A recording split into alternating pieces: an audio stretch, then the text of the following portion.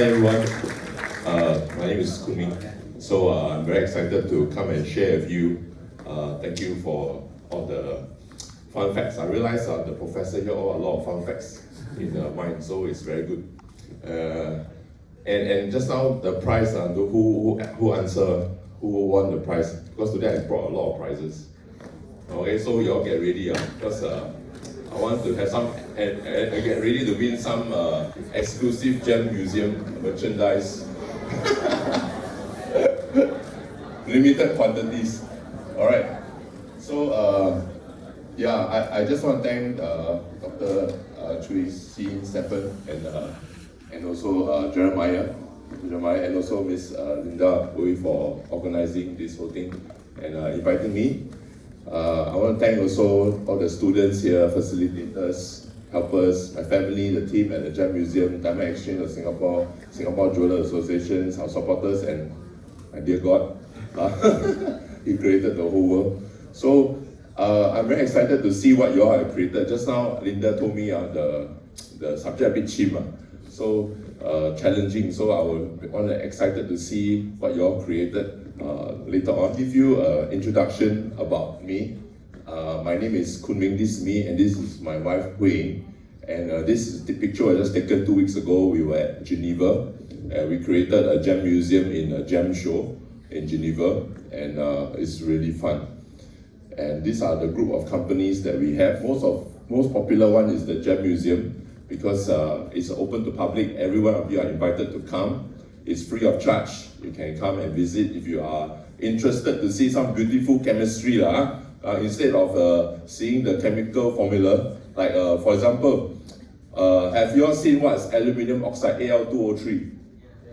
What is that? It's an oxide. It's oxide, yeah, correct. Who answered that? I give you prize. Who answered? I answer. Okay, wait, Angel, give him a prize. So, I want you to talk to me, okay? Then it's fun, Okay, give him a prize. Throw it to him. Okay, this is an octahedral keychain. Okay, so what is it? Aluminium oxide is actually ruby and sapphire. Okay, when I was your age, I will only think of aluminium pipe.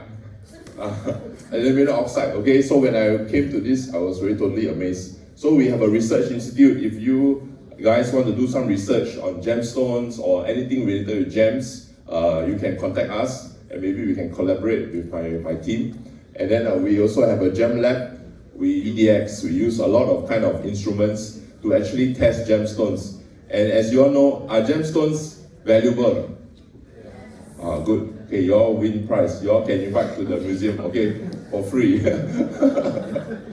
Okay, so what happened? When something is valuable, that means you cannot destroy it. When the customer brings a 10-carat diamond in, we cannot use destructive tests. Alright, because if you destructive test, nothing to test already. Okay? So, and 10-carat diamond usually costs about $1 million, I mean, few $100,000 to $1 million to $2 million. Alright, so we use special methods to actually test gemstones.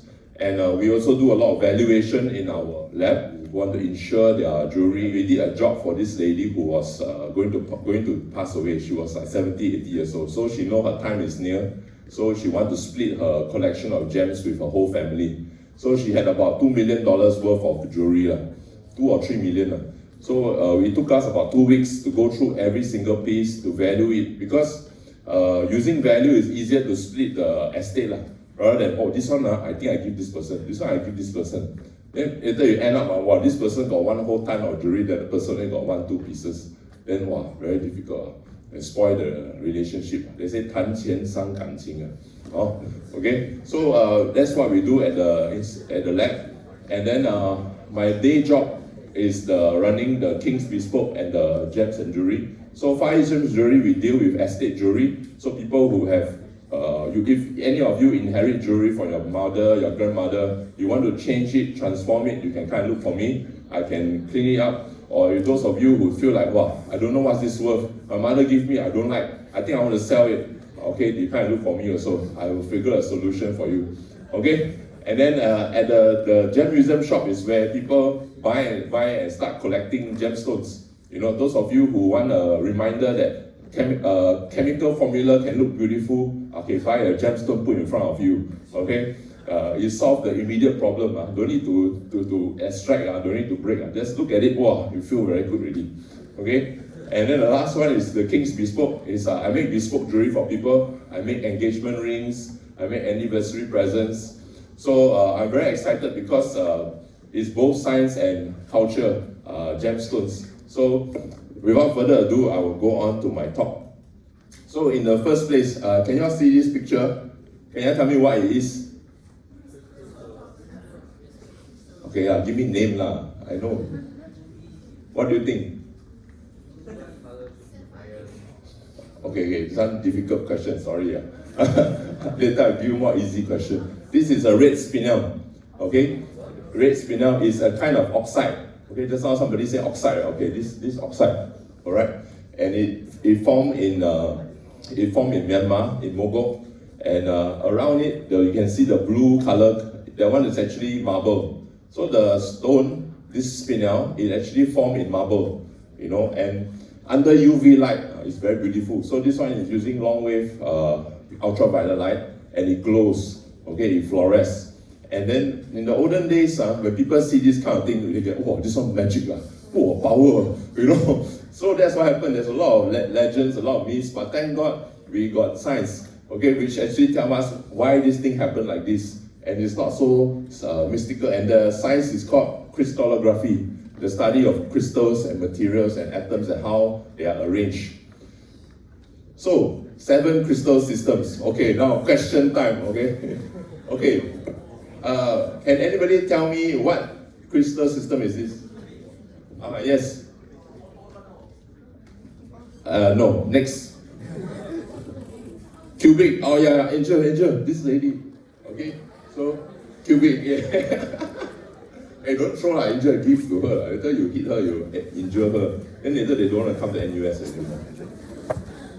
Okay. What's to that guy? Okay, hey, what's next? This one. What's? Next. This one. Anybody? Raise hand. There. No, the one, the last guy. Yes. Just try. Start with T one. Oh yes, this girl. The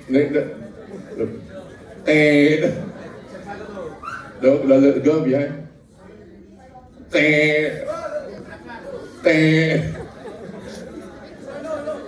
Okay, what? Why everybody tetragonal? Just shout it out. Trigonal, who says trigonal? Okay, you won your prize. Wow. Solid lah. Angel, that side. Okay. Wait, this one you get it. I give you 2. Okay, shout it out.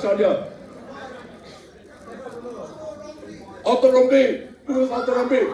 Who say orthorhombic? Oh, you say Come, give him 2 colors, okay? Give him yeah. There, behind you. Okay, you're right, man. Orthorhombic. Okay, this one. Okay, give that side. This side win 1 already. You give that. The guy. Okay, next one. Oh, this one. You all just now shout a lot. Tetragonal. Who said tetragonal? Tetragonal. You win already. Let somebody else win lah. Tetragonal. Okay, this girl. Yay. Okay, wow. Okay, this one. Monochrome. Okay, the girl. Yeah. The last one. Okay, the blue jersey. And Angel also give the blue jersey also. Alright. Okay. Very good. So this is the 7 crystal system. Thank you for your enthusiasm. Okay, I brought 30 prizes. Okay, so today you just answer. Okay. So actually, one of the biggest questions I ask myself, I'm not a scientist. I'm a businessman. But I was wondering, NUS invite me, I better talk something science. So what to focus on? Is it knowledge or research or fun facts or life lessons. Fun facts, right? I really like fun facts, right? So today I learned something. So next time you invite, I'll talk about fun facts. Okay? So let's go and do this. Everybody scan this Slido. Okay? What are the crystals in daily life? Okay?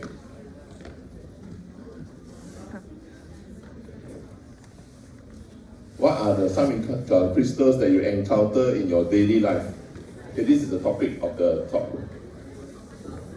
Salt, ice, oh, sugar. Can you all give me something that you cannot eat one?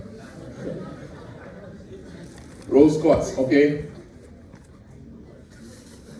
Aluminum chloride. Where do you see aluminum chloride in your life?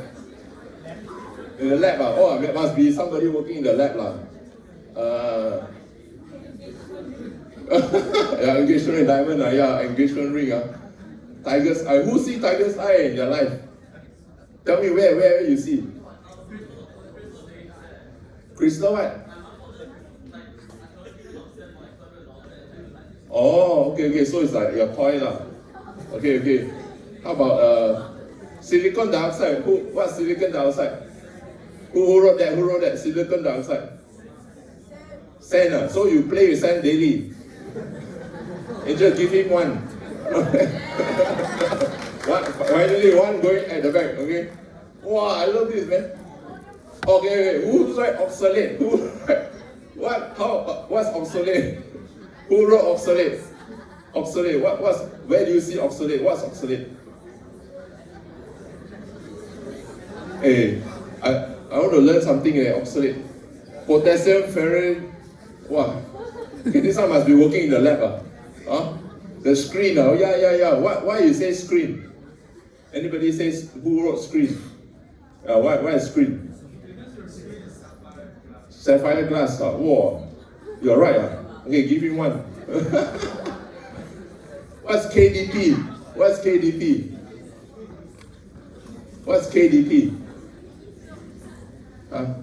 Okay, I think we have a lot. Thank you for Rolex. Kidney stones in daily life. That means you never drink enough water. Till date, I haven't got anybody give me, sir, can you help me to set this kidney stone, make it into a ring? I'll make a proposal ring because it's a part of me.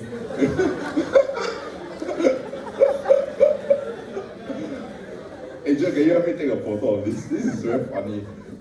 Okay, thank you very much all for your participation. As you can see that we have actually a lot of very interesting encounters in our life. It's actually a crystal.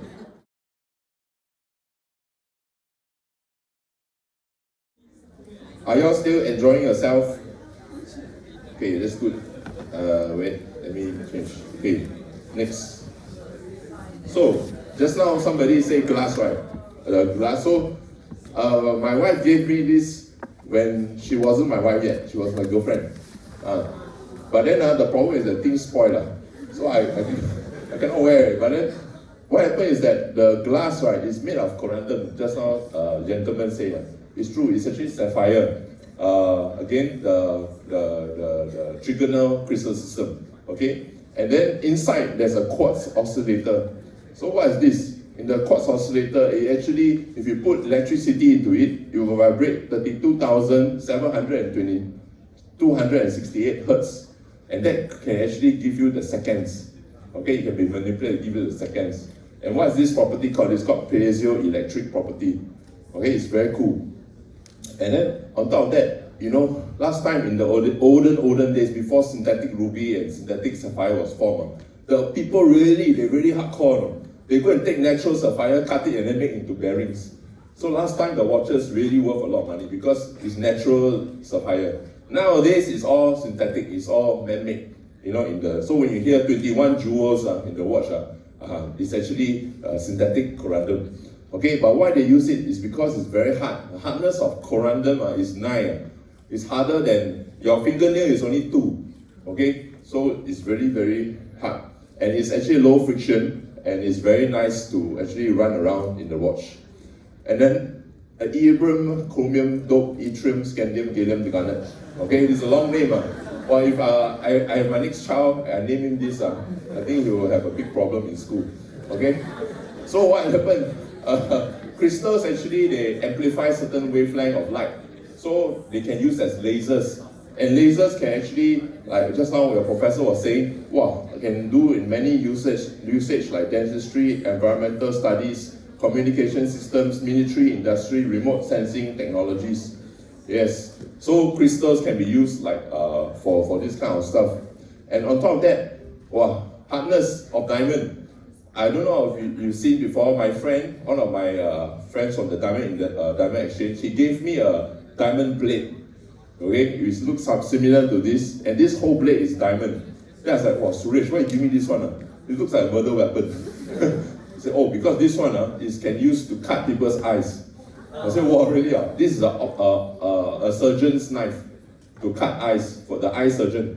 Okay, because it's very sharp. You just touch only, it's like drawing, not like your normal knife. Okay, and then this dentist drill. Wow, I always joke with my friends, hey, you want to buy the cheapest diamond? You go to the hardware store, you buy one drill bit, inside got about 100 diamonds, less than $1. I say, well, then you can use to propose to your girlfriend. Okay? Alright. And then the next one is diamond drills in oil drilling. Okay, because diamond hardness is what? Who say 15? Huh? 15, 15. Okay, give him a prize. Because he got the wrong answer. What's the actual hardness? 10 oh, you blur. 10. Okay, give me a prize because he answered 15. Because I never heard this before. Okay. Okay, the keychains are actually crystal system. Okay, the green color is hexagonal, emerald. The red color is spinel, which is octahedral. And one more color is what? It's purple, is it? This one I forget what is it. Oh, this one, no, this is tetragonal. Yes, tetragonal. Okay, and then this is garnet, right? You can be used as a filtration media. How many of you drink filtered water? You all know what's filtered water, right? I mean, so you know what's a filter. Okay, many years ago we had a client who came to the lab. He brought some black color stuff like sand like that, and then he said, "Hey, Mr. Tay, can you please test this for us?" And then we tested it. The whole bag of sand was actually not just SiO2, but it was garnet. Yeah, and we were like, "Whoa!" Then the guy said, "Wow, tan掉了，what lah?" Why? Because this company, they own a lot of oil palm fields in Madagascar, and one of the oil palm place, right, is a very huge deposit of garnet. So they were thinking of going into the filtration industry. So they wanted to change the land, cut down all the trees and make it into a garnet mine. So they want to make sure that it's actually really garnet. So they brought it to our lab and we tested it, it's actually garnet. So maybe the filter you are using has this garnet from there. Okay, next one is graphite in pencil. Just now your teacher said, you leave the diamond here for a long time, become graphite, right? Because diamond not forever, but long time. So by the time it's changed already, maybe you're not around already, so it's still forever. So softness leaves the marks on the surface. Alright, next one. Diamond also, right, is a very good heat spreader. The heat conductivity is very, very high. So what happens is that we can actually manufacture it to become part of the chip, and then it can actually remove heat very, very, very fast. And this is actually created using a special process called CVD, carbon vapor deposit, alright, recently. So, and just now somebody, I think NUS professor have a contract, have a company, Postwide solar cell. It actually has photovoltaic mechanism. Basically, when the light goes into it, it converts it into a charge, and you can store it in the battery. Alright, so all this just now, whatever you saw, these are actually 6 methods of synthesizing these kind of crystals. Alright, the first method is the flame fusion, vernal flame fusion method. You can create corundum and spinel. And then the crystal pulling is another method that creates alexandrite, cruciferal garnet. This one very clean. The stone, when you come out inside, don't have any inclusion, any cracks. And then flux growth. This is something that you people have been using to grow your crystal. Okay, basically you saturate a solution till its saturation point and slowly cool it and you form crystals. Alright, and then this is the hydrothermal. This is the only method to create synthetic quartz. And synthetic quartz is used by a lot of quartz watches and all sorts of things. Right? And then the next two methods are used to create diamonds. Okay, the first one is high pressure, high temperature, HPHT. Okay, using very high pressure, high temperature. And then this one, which is we discovered recently, is carbon vapor deposit. This carbon vapor deposit is a very interesting method because low temperature also can, low pressure, atmospheric pressure also can create diamond. So they can create all these heat sinks and things like that. And diamond is one of the material that has a lot of uses. Okay, one of the uses my friend told me about was actually because diamond, when you take in the olden days, when the satellite goes into space, right, they take photographs, right, the whole lens actually is a piece of diamond. And that's why that satellite very expensive, because diamond doesn't remove any wavelength of light. So you get a very clear picture of what you want to see. So diamond can be used for that too. So today I want to just talk about this one method, all right? Because this method really made me very excited. Why? Because it's the cheapest method possible. Okay, you will find out why. And it doesn't really have any patent on it. A lot of people just use it and then create corundum. It's much free, you know. So if you all want to do a company, just go and create this because everybody needs this corundum. All right, and this is the first vernal flame fusion apparatus in 1902. Okay, this 1902 is now at the France Museum of Arts and Science in Paris. Okay, so those of you going to Paris, go and visit this place and see this. Take a photo and please send to me. Okay, then I see the actual thing. And it's created by this Auguste Victor Louis Vernal. All right, he lived from 1856 to 1913. So he discovered this in 1902, and after that, 10 years later, he passed away. Because last time people don't live so long life. All right. So what happened? Only until 1902, he managed to have a breakthrough of the synthetic ruby. Okay, a large enough crystal to create a large enough crystal that can be used to cut into gemstones. At the same time, it can use for many other uses. And this particular piece is actually from one of our customers who came for the lab test. She's from Philippines, and this is her family heirloom. Okay, she didn't really know what it was. She thought it was a piece of glass. All right, and then she can't find somebody to test the stone. So while flying through Singapore, she found that Singapore got the Far East Gem Lab. So we tested it. It's actually a piece of synthetic corundum. She had mixed feelings. You know, on one hand, she feel very sad. On the other hand, she feel that she finally found out what it is. Maybe the family bought it from somebody as a high value lah. But in the end, it's a synthetic corundum. Maybe this piece, maybe $100, $200, or maybe less than that. Yeah. So but before Vernal's discovery, these three men were actually doing research on this synthetic ruby. Okay, and they did not come to a breakthrough. Can you imagine you do research, but you didn't have a breakthrough? Okay, it was L.J. Gay Lussac. He lived from 1778 to 1850.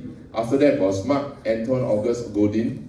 He was also another French chemist. And last, it was his mentor, Dr. Edmond Fremy. So Dr. Vernal actually worked under Dr. Fremy, and then they found this stone.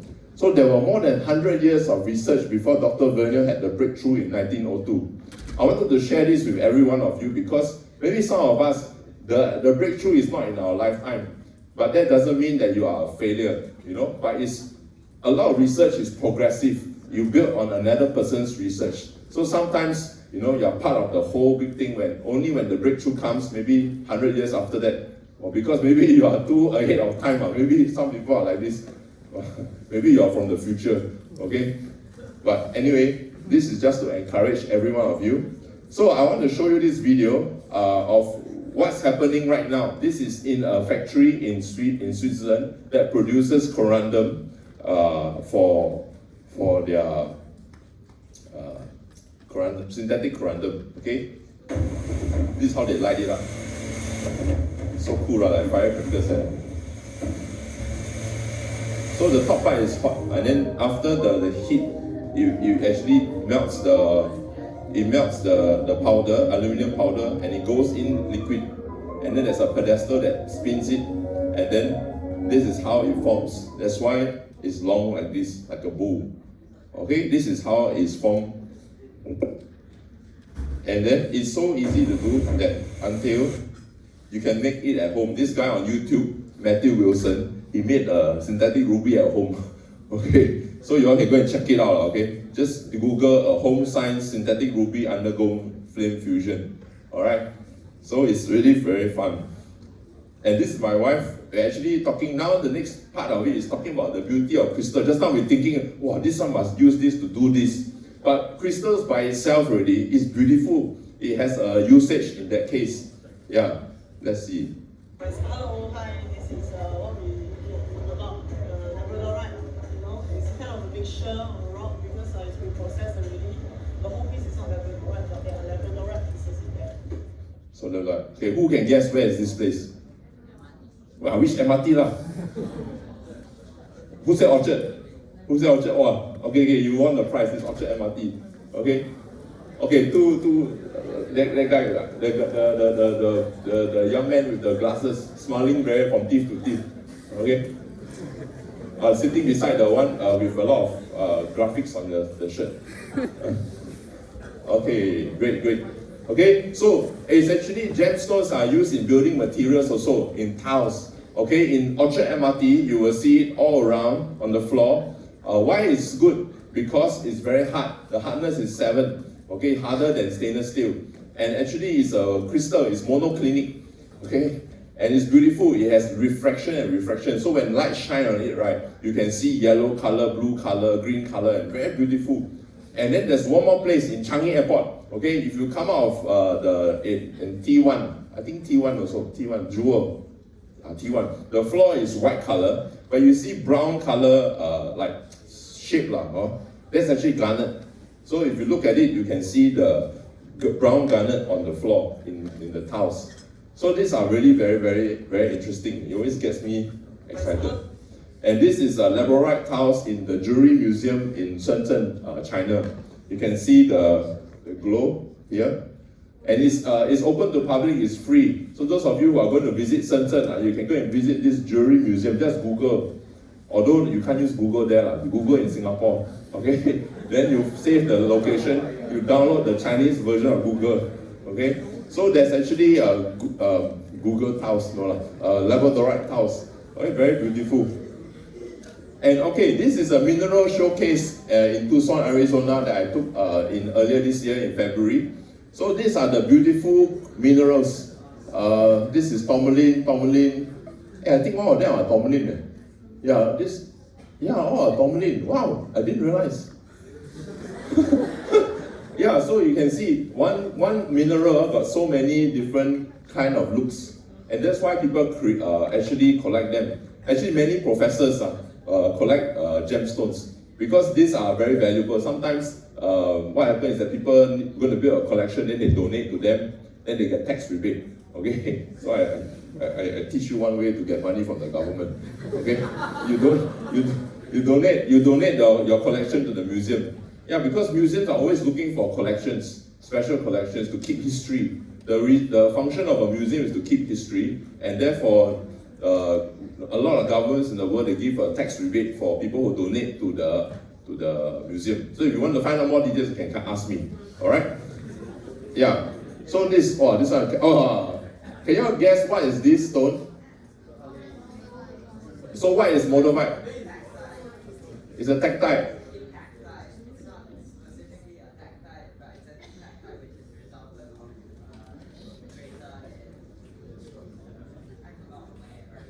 Very good. It's actually extraterrestrial. Okay, so please give him a prize. Okay, it's basically caused by meteorite. Alright, meteorite. When the meteorite hits the floor, the sand, all the sand gets liquefied and actually sends into the air. And then as it comes back down onto Earth, the atmosphere burns the rock, and you can see this very strange looking, but very beautiful. Oh, very nice. One piece, I think about $300-400 to a couple of $1,000. And it's very funny, this color only is found near Czech Republic. Okay? And then, oh, just now you say, oh, rough diamonds are not beautiful. Okay, this one, oh, this is actually 2 pieces of rough octahedral diamonds. Have a look. It's very beautiful. And the price, it's about $14,000. So this is rough diamonds. This is from Sierra Leone. Okay, so this is rough diamonds. It's very rare. Okay, and then next one is tanzanite. Okay, tanzanite. This is orthorhombic. Okay, okay. Now you observe the color of the tanzanite. Okay, see whether you can see other colors. This is my fingers. Can you see what other colors you can see? Wow, I blur. Green, yeah, green. I see the green. Then the yellow, the blue. Okay. Okay, who say? Okay, come. You all win a prize. One group. Okay, give them one prize. Oh, and who say? Anybody say pink? Pink at the right at the back. Wow, Angel, right at the back. One. Okay, so why is it like this? Anybody can tell me why is it like that? Refraction. Okay, this is because of the stone is pure chloric. It has directional color. All right, at different angles, it has different colors. So cutting the gemstone is actually very highly skilled because you need to find the right color. Can you imagine the tanzanite is supposed to be blue? You cut it, become yellow color. That's funny. It's like I got some racist joke in my head, but I cannot say it. You got to talk about color. You know, talk about me. So gemstone very sad. Okay? Imagine you cut it, it's supposed to be a blue tanzanite, but it's a yellow tanzanite. Everybody like, oh, why is this like that? Very funny. Okay, anyway, I have a crystal appreciation workshop next Saturday. If you want to attend, just scan this QR code. If not, you just Google crystal appreciation workshop. And it's happening at our museum next week on Saturday. Okay, so just now we talked about color, right? Okay, this is I tell you a scenario. This story was I have this 5.99 carat pinkish ruby. Okay, this is worth about maybe $100,000. Okay, and then one problem is that normally what is the color of ruby? Red, right? Okay, so this one has a bit of pink inside because of the pure chorism. So I want to make it more red. So I went to talk to my friend John in Bangkok. He is a gem cutter. Okay, he cuts gemstones. All right. So I asked him, how can I make the stone more red? So let's see. So what happened is that I recut the stone. So we're gonna do a Ceylon crown on this Burmese ruby 5.99 carat. Okay, you notice this table, okay? Less light coming out, so that it will look a bit darker, more reddish. So now recut the stone. I made the table smaller, I created another crown. And you can see more red coming out from the red. Let's try again. So we're gonna do a Ceylon crown on this Burmese ruby 5.99 carat. Try to make less light coming out, so that it will look a bit darker, more reddish. So now recut the stone. So that Ceylon crown there. Look at that. Now it's more red. The red is. Alright, so you saw that. Do you see the stone become more red? So what happened is that we made the table smaller so that less light can come out from the front of the table. More light will get reflected inside the stone to bring out more color, because the color of this stone, red, actually comes from only one part of the stone, which is on the right hand side. So if I can get more light going to the right hand side of the stone, and it will bring more red color out of the stone. So this is both physics and the chemistry. The chemistry, why? Because the stone has chromium and vanadium in it that makes it red. Alright? So this, another part where I make tanzanite with diamonds. This is about $30,000. It was for one of my customers who like blue. Then normally she don't have chain. Then every time when she wear low cut, very empty. So she put this on and looks better. Okay, so this solved an immediate problem. Okay, and last but not least, this is a problem that I solve on a daily basis. This is my customer. He's proposing to his girlfriend in Italy just a few months ago. I made his proposal ring with a piece of sapphire, it's aluminium oxide, with diamond, which is carbon, and gold, which is Au. Okay, so it's very chemistry lah, full of chemistry in the thing lah. It's material science. Okay, but then the effect of it is not really like helping humankind in any monetary sense, but it's actually making this guy much happier. Okay, that the girl say, oh, I marry you.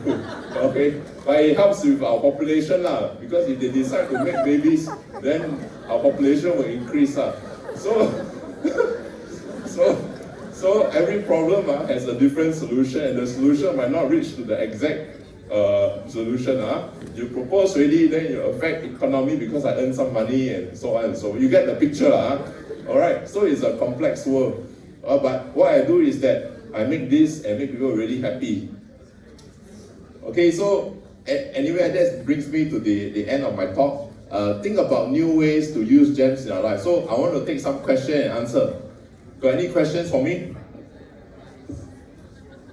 Any questions about the talk or whatever? Yes? How do I cut the gemstones? That's a very good question. So what happens is that most gems are very hard, right? Like for example, sapphire, hardness is 9. So if it's hardness 9, I can only use either sapphire or diamond to cut it. Okay? So what happens is actually using a spinning plate, okay, a copper plate, and then we put some oil on it, and we put actually either aluminium powder, which is the same hardness as the sapphire, to actually grind it down. And then with specific angles, we grind it at specific angles to get the shape of the stone. Yes. So if you want to find out more, you can follow our YouTube channel. Okay, we have a YouTube that showcases all about cutting stones. Okay, that's why they call me a gemstone man. I'm a YouTuber. Okay, I've got 1,400 subscribers. Okay, not many lah. But today, if you all want to go and find me, you will add lah. Then you say, hey, I'm your friend. Hey, yes. How can sapphire be used in medicine? I'm not a doctor, but then I have certain customers who have unusual beliefs. Okay, because they believe that the stone can bring them babies. Okay, it's very unusual because what happens is everybody have unusual beliefs. You know, because of culture. She actually believed that, and she said, Kunming, I want to buy a sapphire from you. I said, why is it for? I want to have babies. I said, you talk to your husband lah. You talk to me. Okay, but yeah. So anyway, they have beliefs for that. But sapphire used in medicine, that's a good question. I'm not sure. I know diamonds they use in medicine. Okay, why? Because diamonds they have a kind of fluorescence. So when they actually and diamonds do not react with the body. So when they give a certain amount of diamond, they put it in. It actually can trace where the drug is going in the body, and they use it for like cancer treatment and things like that. For sapphire, so far I'm not sure, but I can go and check. Do you have an answer? Oh, no, so I will check it out. Okay, you check my blog on the Facebook page. I will answer your question and I put it there. Okay, anybody else? Any question? Yes. Yes, laser. That's right. Oh, you're very smart. Okay, so what happens is that laser to cut stones is very dangerous also. You know why? Because stones refract and reflect light. So I have a friend who is a professional photographer. He went to photograph cutting a 700 carat diamond into half. And then when he positioned his camera there, he went out of the room. When they started cutting, the light refracted onto the diamond and went into his lens and blew up his camera.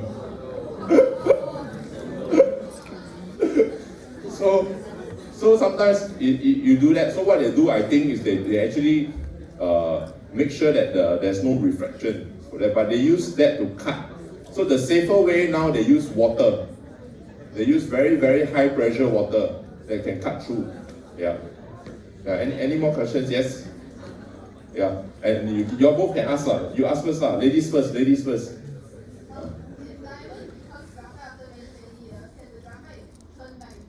Can. That's why I got synthesis of diamond. we can actually use. Okay, yeah, you need a seed crystal lah. Yeah, but that's many years lah. So far, a lot of the diamond in the museum you still see is still diamond, not graphite.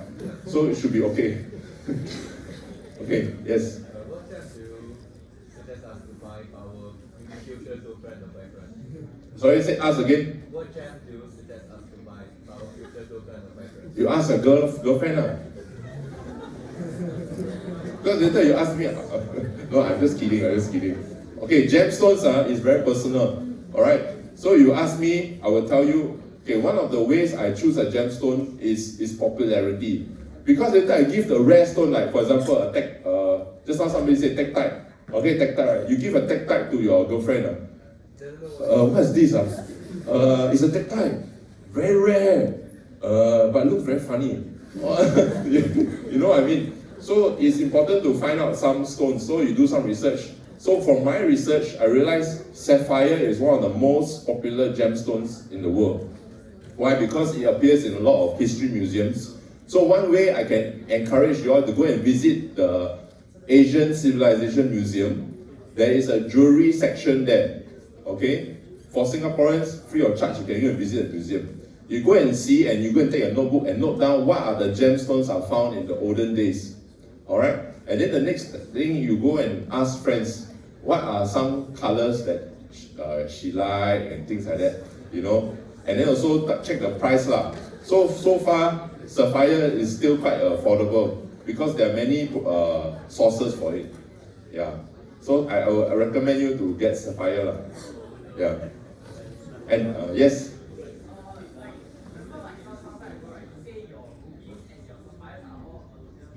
Yes.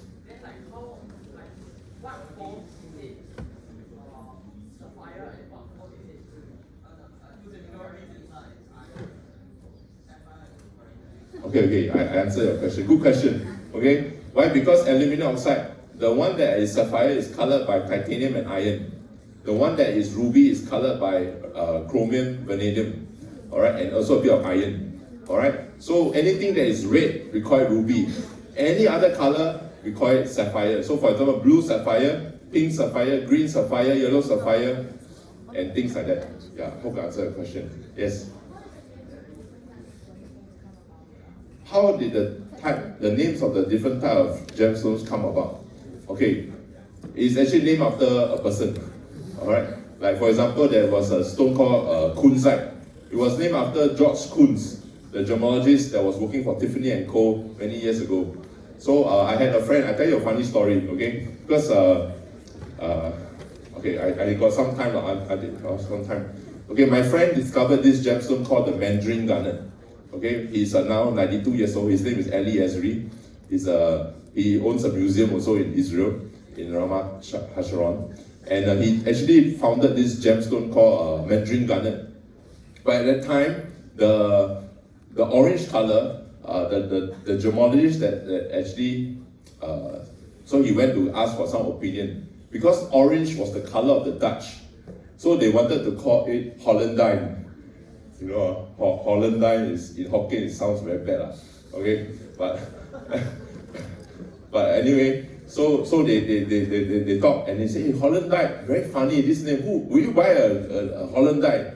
You know, it's like very funny. So they all do some research, and then they found out that the Chinese and Japanese like orange color, Mandarin. Because of the Chinese New Year, they give Mandarin to each other. So they name it Mandarin garnet. So that's how they actually found and changed the name from Hollandite to Mandarin garnet. Yeah. So naming of gemstones normally is by the person who found the stone. Yeah. Or the person who found the stone, he will come up with an idea to name the stones. Yeah. Any more questions? Yeah, got one question there and one question there. Maybe let the young man first. Yes.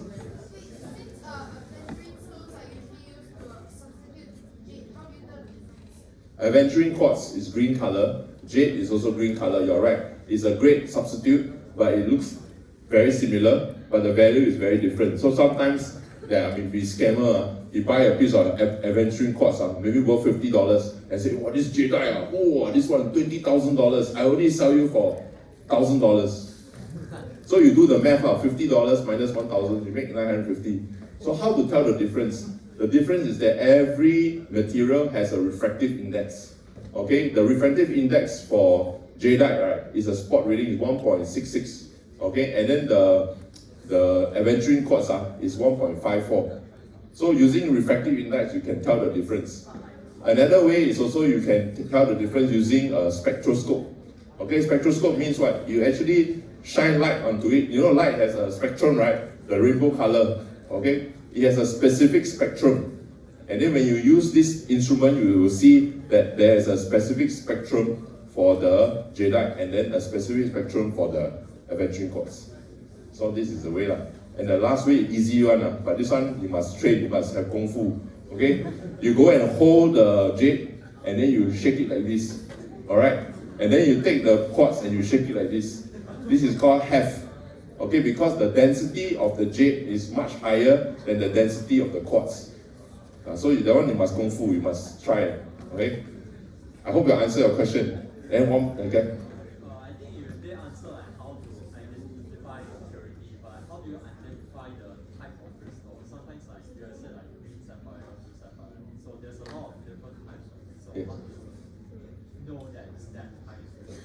So for this question, there's currently no scientific method of because blue sapphire, green sapphire, it's just by the color. We don't really measure the wavelength, because there's a problem that just now I show you the ruby, right? You see red as the primary color. Okay, so I explain this way. So everything has a primary and secondary color. So just now you saw the ruby was pinkish red. Alright, still red, right? So it's ruby. But there are some pink sapphires that are pink, that some people call it ruby. Alright? So one of the scientists actually came up with a definition, because pink sapphire, the main cause of color is by iron. So if you can actually detect there's iron in the pink sapphire, then you cannot call it a ruby.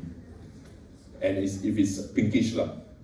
But then to date, the trade don't really accept this, because when we trade, we don't bring our equipment to test the stone in front of you. We just see a sweet, wow, beautiful, pink, okay pink sapphire, or ruby. So it's a very, very, still a very, I don't know how to say, human thing. I'm not so scientific.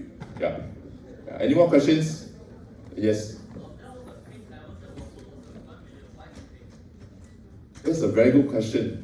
Okay, pink diamond. So every material actually has different color causing it.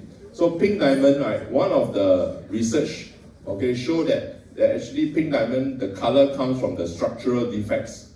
So meaning what happened? The crystal lattices has a lot of pressure. They twisted. So just imagine you twist yourself to a point you also turn blue So that's a very easy way of answering the question. So for pink diamond, it's basically the guy very stressed. Maybe the pink diamond from Singapore, very stressed. Then like that, then become pink color. Okay, so that's one of the reasons why pink diamond is pink. Yeah, and it's $71 million because the whole world, there's only one mine that produces it consistently, which is Argyle, which is in Western Australia, which closed down 3 years ago. Alright, so the value of this pink diamond has been shooting up tremendously because of the rarity and the demand. Everybody always wants to buy something that nobody else have. So that's why the value is so high. Yeah. Any more questions? I still got a few more minutes. Yes? You talk about developments in lab-grown diamonds. Yes. Would you say that natural diamonds still hold value against lab-grown diamonds? So what her question was, now because of lab-grown diamonds, will diamonds hold value still? The natural diamond hold value still? Of course. Why? Because every single piece of diamond that is mined naturally has information of our earth, and is actually mined from our earth.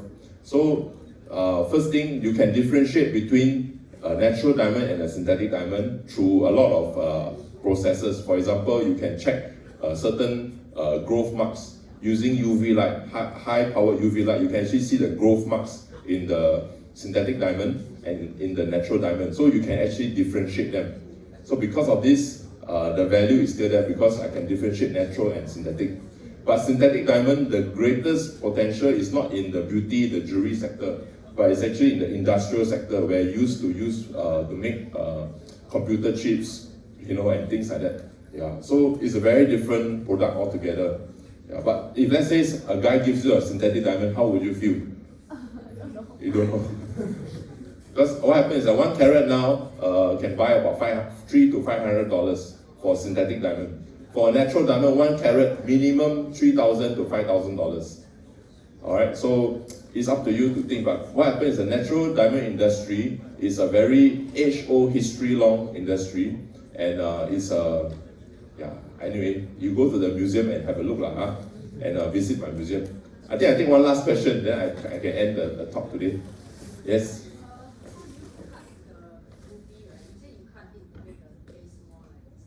Yeah.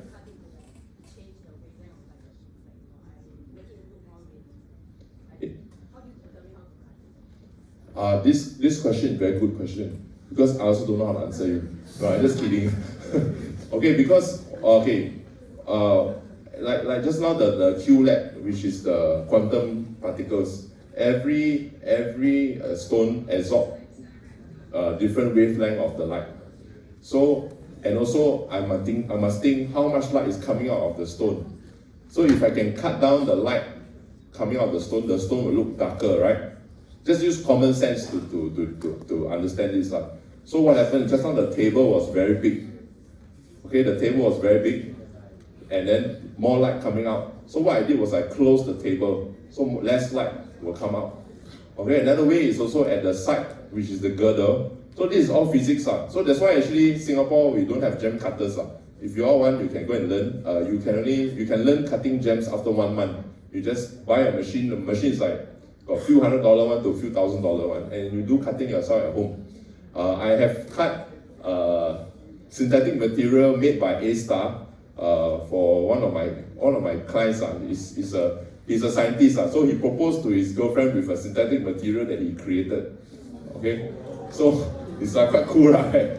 Well, nobody else in Singapore has it. Okay, but anyway, so that's one industry. Okay, so thank you very much. I hope you all enjoyed the talk, and I wish you all a wonderful day. Looking forward for your stuff.